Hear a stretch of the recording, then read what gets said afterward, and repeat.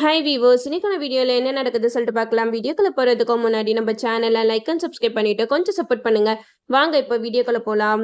நம்ம ரேவதி செம்ம காமெடி பண்ணிக்கிட்டு இருக்காங்க. எப்படியாவது கார்த்தி மனசுல என்ன இருக்குன்னு சொல்லிட்டு நம்ம தெரிஞ்சுக்கணும் அப்படின்ட்டு ரேவதி ஒரு பிளான் பண்ணி ரூம் எல்லாம் டெக்கரேட் பண்றாங்க. நம்ம கார்த்தி ரூம்குள்ள வந்து பார்க்கும்போது என்ன ரூம் எல்லாம் ஒரே டெக்கரேஷனா இருக்கு, யார் பண்ண வேலையா இருக்கும் அப்படின்ட்டு யோசிச்சுட்டு இருக்கும்போது நம்ம ரேவதி வராங்க.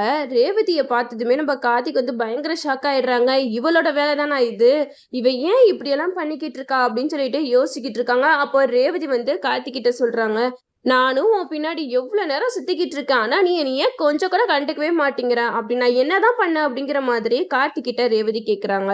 இதெல்லாம் கேட்ட கார்த்தி வந்து ரேவதி கிட்ட சொல்றாங்க, ரேவதி இங்க பாரு, நான் இப்பயும் சொல்றேன், நீ வந்து உனக்கு மனசுக்கு பிடிச்சமான வாழ்க்கையை தேர்ந்தெடுத்துக்கோ, என்னால நிச்சயமா இனிமேட்டு ஒரு வாழ்க்கையை நினைச்சு கூட பார்க்க முடியாது அப்படிங்கிற மாதிரி சொல்றாங்க. அதுக்கு ரேவதி சொல்றாங்க, ஆமா இது கேட்டு கேட்டு எனக்கு போர் அடிச்சு போயிடுச்சு. ஆமா நான் உன்கிட்ட சவால் விட்டுருக்கேன்ல, இன்னும் ஒரு மாசத்துல பாரு, நீயே வந்து என்கிட்ட லவ்வ சொல்லல, அப்புறம் நான் ரேவதி இல்ல அப்படிங்கிற மாதிரி கார்த்தி கிட்ட சொல்லிட்டு போயிடுறாங்க. இந்த கார்த்தி என்ன நினைக்கிறாருன்னே ஒண்ணுமே புரியல. ஒண்ணு தீபா பத்தி நினைச்சிட்டு இருந்தா தீபாவோட ஞாபகத்தெல்லாம் கொஞ்சமாவது நினைச்சு பார்க்கணும், அதுவும் நினைச்சு பார்க்க மாட்டேங்கிறாரு. இங்க என்னன்னா ரேவதியையும் பாவும் இப்படி அலைய விட்டுட்டு இருக்காரு. கார்த்தி கடைசியா என்ன முடிவு எடுக்கிறாங்க நம்மளும் வெயிட் பண்ணி பார்ப்போம். இந்த சைடு காளியம்மா சிவனாண்டி போட்ட பிளான் மாதிரியே அந்த பத்திரத்துல சைனை வாங்கிடுறாங்க.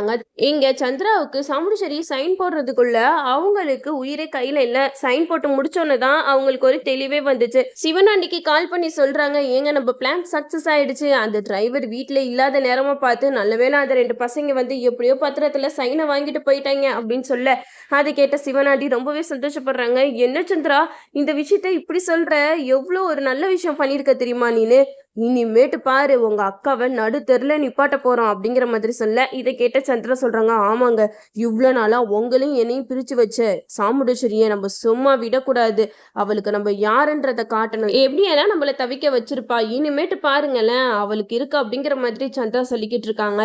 இதை கேட்ட சிவனாண்டி சொல்றாங்க, அது சரி சந்திரா, அந்த டிரைவர் பையன் எங்க போயிருக்கான் அப்படிங்கிற மாதிரி கேட்கும்போது அதுக்கு சந்திரா சொல்றாங்க, ஆமா இதுங்களும் வேற எங்க போவுங்க, அந்த பரமேஸ்வரி கிளவி வீட்டுல தான் இருக்கோங்க அப்படிங்கிற மாதிரி சந்திரா சொல்லிக்கிட்டு இருக்காங்க.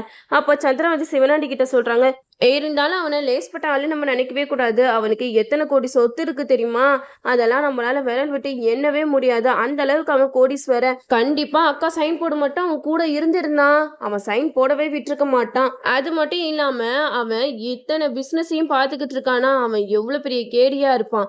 இப்ப இந்த விஷயம் மட்டும் அவனுக்கு தெரிஞ்சிச்சு, அதுல என்ன விஷயம் இருக்கும் நோண்டி நொங்க எடுத்துருவான் அப்படிங்கிற மாதிரி சந்திரா வந்து சிவனாண்டி கிட்ட சொல்லியிருக்காங்க. அதுக்கு சிவனாண்டி சொல்றாங்க, எது எப்படியோ சந்திரா நம்ம பிளான் தான் முடிஞ்சிருச்சு, இதுக்கப்புறம் அவன் உண்மையை கண்டுபிடிச்சா என்ன கண்டுபிடிக்கலனா என்ன, நம்மளுக்கு தேவை அந்த பத்திரத்துல உங்க அக்காவோட சைனு, அதுதான் இப்ப நம்ம கையில இருக்குல்ல, இந்த பத்திரத்தை எப்படி வேணாலும் நம்ம மாத்தி எழுதிடலாம், உங்க அக்கா தலையெழுத்தையே நாங்க எப்படி மாத்திரம் பாரு அப்படிங்கிற மாதிரி சொல்றாங்க.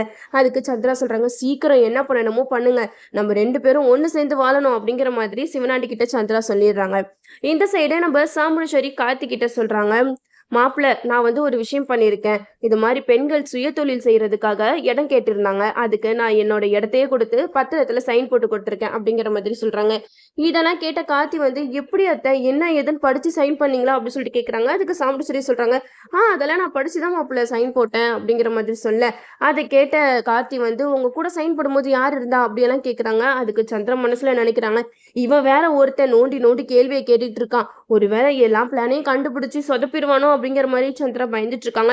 இந்த சைடு சாமுண்டீஸ்வரி சொல்றாங்க, இல்ல மாப்பிள்ள நான் அதெல்லாம் படிச்சுதான் போட்டேன், எல்லாமே பக்காவா இருக்கு அப்படிங்கிற மாதிரி சொல்றாங்க. இருந்தாலும் நம்ம கார்த்திக் வந்து மனசுல ஒரு உறுத்தல் இருந்துகிட்டே இருக்கு, இல்ல ஏதோ ஒரு பிரச்சனை நடந்திருக்கு, இப்போ எல்லாருமே இருக்கும்போது அத்தை சைன் போட்டு இருந்தா கண்டிப்பா எல்லாரும் ஒரு பக்கம் யோசிச்சிருப்போம், அவங்க யாருமே இல்லாத நேரமா பார்த்து சாமுண்டீஸ்வரி அத்தை கிட்ட சைனை வாங்கிட்டு போனாங்கன்னா இது சரியில்லாத மாதிரி எல்லாம் இருக்கு, சம்திங் ராங், ஏதோ ஒரு தப்பு நடக்குது, அதை நம்ம சீக்கிரம் கண்டுபிடிக்கணும் அப்படின்னு சொல்லிட்டு கண்டிப்பா நம்ம கார்த்திக் வந்து எல்லா விஷயத்தையும் கண்டுபிடிச்சி சந்திரா சிவனாண்டி காளியம்மா இவங்க 3 பேருக்கும் பெரிய அப்பா வைக்க போறாங்க.